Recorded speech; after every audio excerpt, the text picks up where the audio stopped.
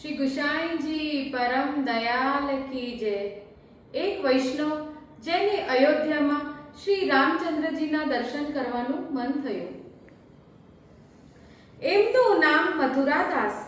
मथुरा में वैष्णव एक ब्राह्मण कुटुंब में जन्म थयो। बाळपणथी ज चित्त में वैराग्य वृत्ति। माता पिताए तेमनु ब्रह्म संबंध श्री गुसाईजी थी कराव्यो।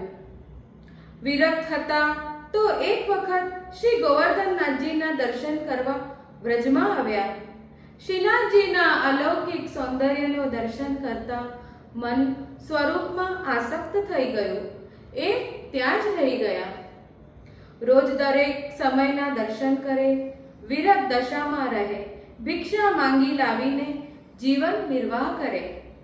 शेष समय में श्री महाप्रभुजी अने श्री गुसाईजी ना ग्रंथों वांचे।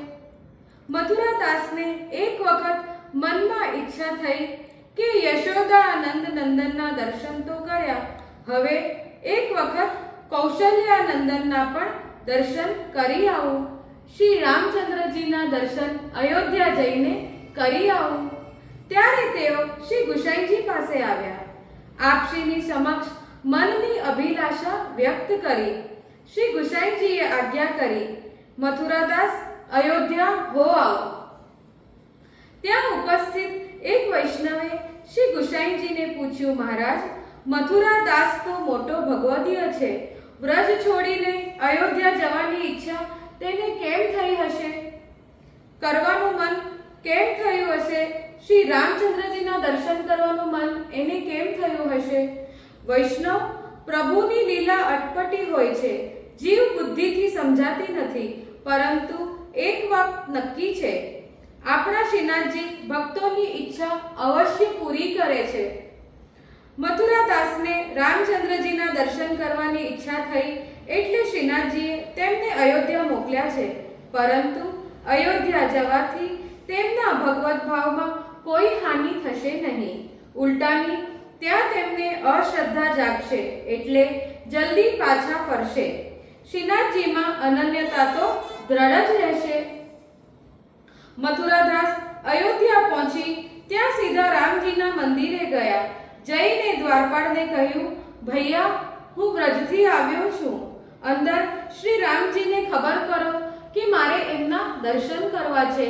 દ્વારપાળ અંદર ગયા, પછી બહાર આવીને કહ્યું, જાઓ, તમને શ્રી રામચંદ્રજી અંદર બોલાવે છે।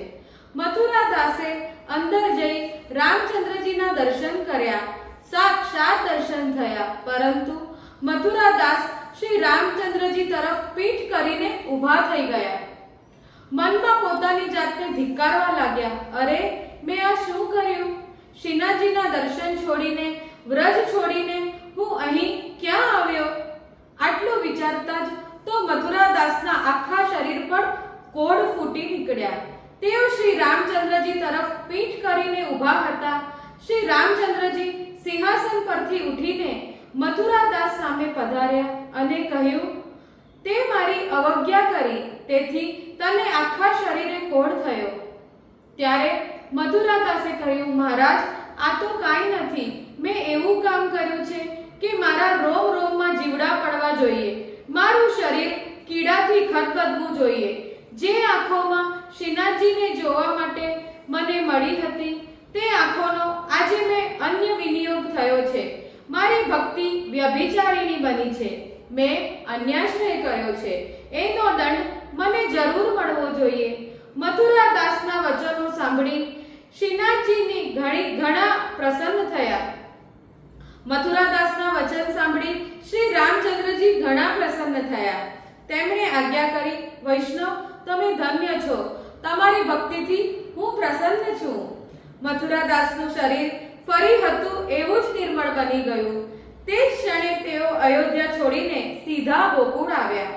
આવીને શ્રી ગુસાઈજીને દંડવત કર્યા। શ્રી ગુસાઈજીએ પૂછ્યું, મથુરાદાસ, અયોધ્યા જઈ આવ્યા? મથુરાદાસે અયોધ્યાના સર્વ સમાચાર કહ્યા। પછી કહ્યું, કૃપાનાથ, મારી આટલી ભૂલ ક્ષમા કરો, હવે હું વ્રજ છોડી ક્યાંય જઈશ નહીં। સિદ્ધાંત નમિત અહીંયા કોઈને એક સંદેહ થાય કે અયોધ્યામાં શ્રી રામ મંદિરમાં શ્રી રામજીને સાથે બોલતા નથી તો મંદિરના દ્વારપાળ સાથે કેવી રીતે બોલ્યા? તેનો જવાબ એ છે કે જ્યારે પૃથ્વી પર પૂર્ણ પુરુષોત્તમ પ્રગટ થયા છે ત્યારે સર્વ દેવી દેવતાઓને આધિદૈવિક સ્વરૂપ તેમની મૂર્તિઓમાં પ્રગટ થાય છે. શ્રી મહાપ્રભુજી અને શ્રી ગુસાઈજી પૂર્ણ પુરુષોત્તમ હોવાથી તેઓ પૃથ્વી પર બિરાજતા હતા. ત્યારે સર્વ દેવી દેવતાઓ આધિદૈવિક રૂપે પોતપોતાના અનન્ય ભક્તો સાથે વાતો કરતા હતા. માટે આ પ્રસંગમાં શંકાનું સ્થાન નથી. વૈષ્ણવે અનન્યતા રાખવી. ભક્તિ માર્ગમાં અનન્યતા પહેલી શરત છે. આપણો દેહ અને ઇન્દ્રિયો કેવળ આપણા પ્રભુ માટે છે.